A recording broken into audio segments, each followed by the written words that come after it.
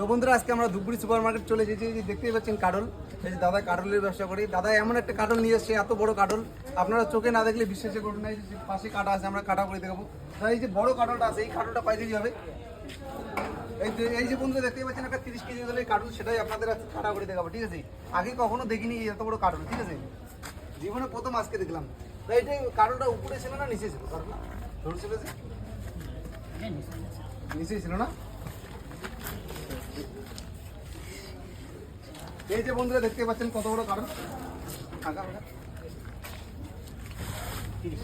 এই যে বন্ধুরা দেখতে পাচ্ছেন 30 কেজি ওজন এই কাটল, ঠিক আছে। দাদা তোমার নামটা কি? জয়দীপ দাদা। তো এই কাটলগুলো বিক্রি 5 টাকা কেজি। একটা কাটলের দাম তাহলে কত বললো? 150 টাকা।